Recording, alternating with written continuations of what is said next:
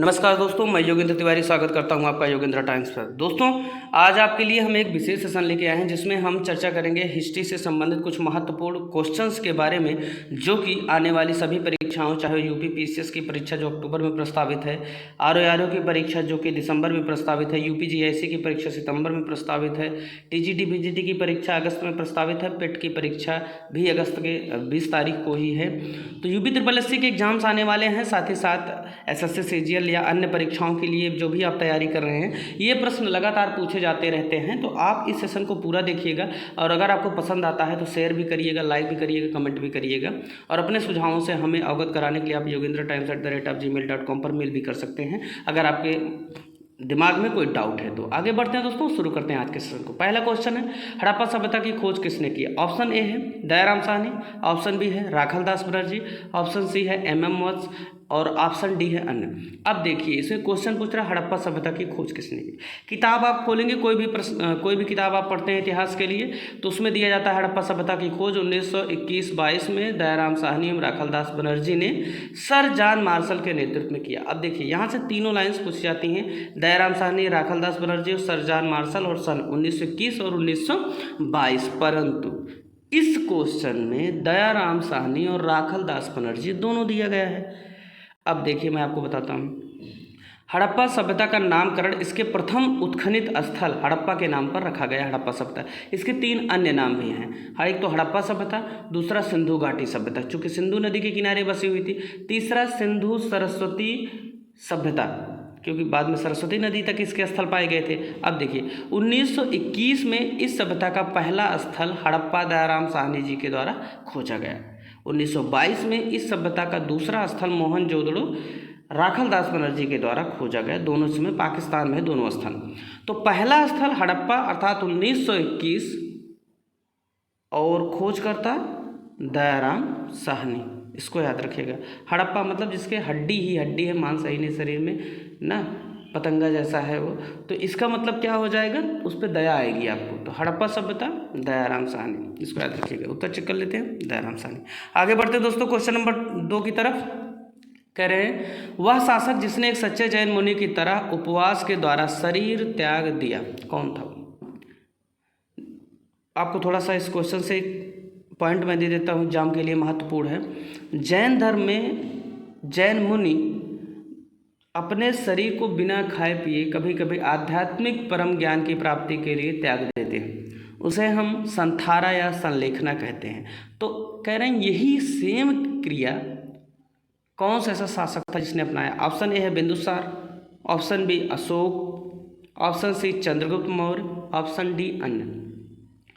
अब इसमें आप देखेंगे कि भारत के प्रथम चक्रवर्ती सम्राट चंद्रगुप्त मौर्य द्वारा जीवन के अंतिम दिनों में श्रवणबेलगोला जो कि कर्नाटक में स्थित है, जाकर वहां पर संथारा क्रिया के माध्यम से अपने प्राणों को त्यागा गया। तो इस प्रकार इस क्वेश्चन का उत्तर ऑप्शन सी होगा। आगे बढ़ते हैं, तीसरा क्वेश्चन है, तराइन का प्रथम युद्ध 1191 ईस्वी में किसके मध्य लड़ा गया?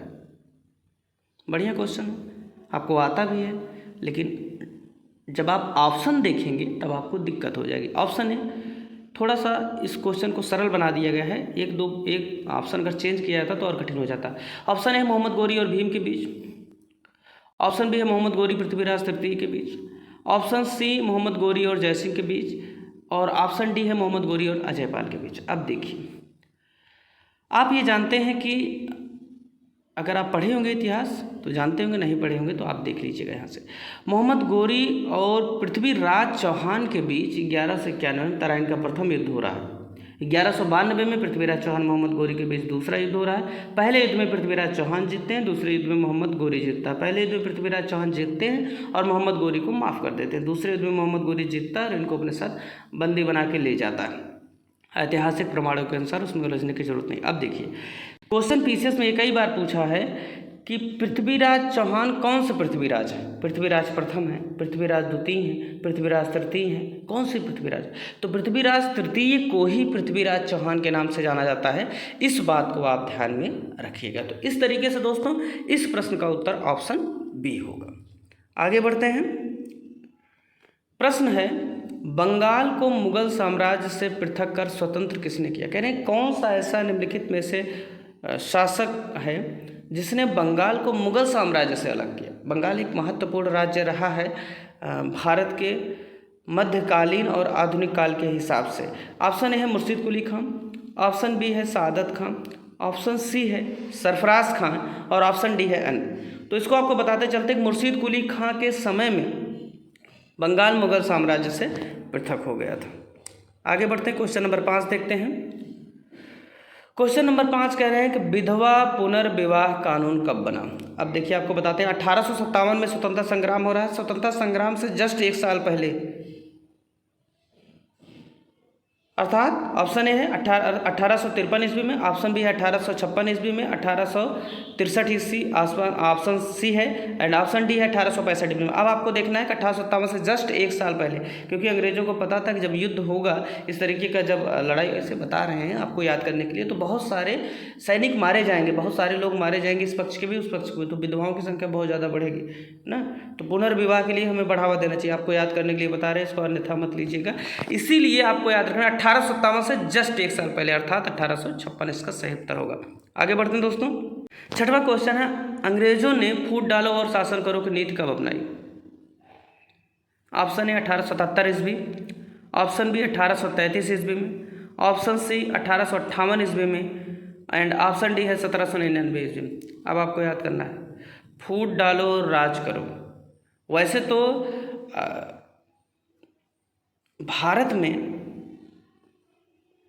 इस नीति को पार्लियामेंटों के माध्यम से अप्लाई किया गया 1909 में, परंतु इसके शुरुआती प्रतिबिंब हमें कहीं न कहीं 1858 से ही दिखाई पड़ते हैं। इस बात को आप याद रखिएगा। तो 1858 से फूट डालो और शासन करो की नीति अपनाई गई और वही नीति 1909 में आके परिणत होती है। ठीक है दोस्तों, याद रखिएगा, डिवाइड एंड रूल का जो पिता है वो मिंटो को कहा जाता है। इस बात को आप दिमाग में थोड़ा सा रखिएगा। आगे बढ़ते हैं क्वेश्चन नंबर 7 की तरफ। कह रहे हैं कि इंग्लैंड में गृह युद्ध कितने वर्षों तक चला। इंग्लैंड की राजधानी लंदन है, जो कि टेम्स नदी के किनारे बसी है, और यहीं से लंदन के ग्रीनविच नामक स्थान से अंतर्राष्ट्रीय मानक समय रेखा 0 डिग्री देशांतर होकर गुजरती है। इस बात को आप याद रखिएगा। ऑप्शन ए है 4 वर्ष, ऑप्शन बी है 7 वर्ष, ऑप्शन सी है 2 वर्ष, ऑप्शन डी है 10 वर्ष। अब आपको याद रखना है इंग्लैंड का गृह युद्ध कितने वर्ष तक चलता है। ये खास करके ऐसे स्टूडेंट्स के लिए महत्वपूर्ण क्वेश्चन है जो एसएससी सीजीएल या एसएससी या बैंकिंग के एग्जाम्स देते हैं, क्योंकि वहाँ से वर्ल्ड हिस्ट्री के क्वेश्चन डायरेक्टली पूछे जाते हैं। तो इसका सही उत्तर होगा दोस्तों ऑप्शन बी, 7 वर्षों तक। ठीक है, आगे बढ़ते हैं। 8वां क्वेश्चन है, आर्य भारत में कहाँ से है। तो यहाँ से कुछ अन्य क्वेश्चन हम आपको बता देते हैं, कुछ अन्य पॉइंट्स जो एग्जाम्स में पूछे जाते रहे। सबसे पहले सीधे पूछा गया है कि आर्य का शाब्दिक अर्थ क्या है। आर्य का अर्थ होता है दोस्तों श्रेष्ठ, इसीलिए भारत को स्टार्टिंग में आर्यावर्त भी कहा जाता है, अर्थात श्रेष्ठ लोगों के द्वारा बसाई गई भूमि या श्रेष्ठ लोगों की भूमि। आवर्त मतलब घिरा हुआ। तो ऑप्शन ए है आर्य भारत में कहाँ से आए थे। ऑप्शन ए पश्चिम एशिया से, ऑप्शन बी पूर्व एशिया से, ऑप्शन सी केंद्रीय एशिया से या ऑप्शन डी है दक्षिण एशिया से। तो याद रखिएगा इसका सही उत्तर होगा ऑप्शन सी, केंद्रीय एशिया या मध्य एशिया से आर्य आए थे, और ये मैक्स मूलर के अनुसार ऐसा माना जाता है, और यही मत सबसे ज़्यादा अभी तक एथेंटिक है। बाकी तो कई लोग कहे हैं, जैसा कि तिलक ने कहा है कि उत्तरी ध्रुव से आए थे। ठीक है, तो ये महत्वपूर्ण बिंदु है। आर्य कहाँ से आए थे, मध्य एशिया से आए थे। आगे बढ़ते हैं क्वेश्चन नंबर 9 की तरफ दोस्तों।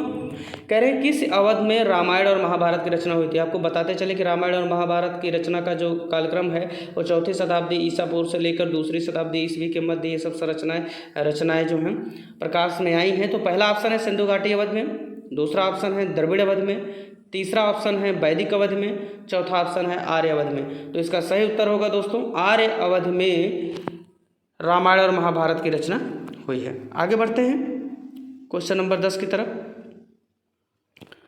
कह रहे हैं गुप्त समाज, यहाँ पे लिखा है गुप्त साम्राज्य की स्थापना किसने की। गुप्त साम्राज्य आप जानते हैं कि भारत के अखंड भूमि की स्थापना के क्रम में महत्वपूर्ण 2 साम्राज्य हमें मिलते हैं, एक तो मौर्य साम्राज्य, दूसरा गुप्त साम्राज्य। ऑप्शन ए है हर्षवर्धन, ऑप्शन बी है चंद्रगुप्त, ऑप्शन सी है समुद्रगुप्त, ऑप्शन डी है ब्रह्मगुप्त। अब याद रखिएगा यहाँ पे आपको कंफ्यूज नहीं होना है। गुप्त साम्राज्य की स्थापना की अगर हम बात करेंगे तो गुप्त साम्राज्य की स्थापना हमें दो लोग पहले मिलते हैं, तो श्रीगुप्त दूसरा घटोत्कच, ऑप्शन में दोनों नहीं।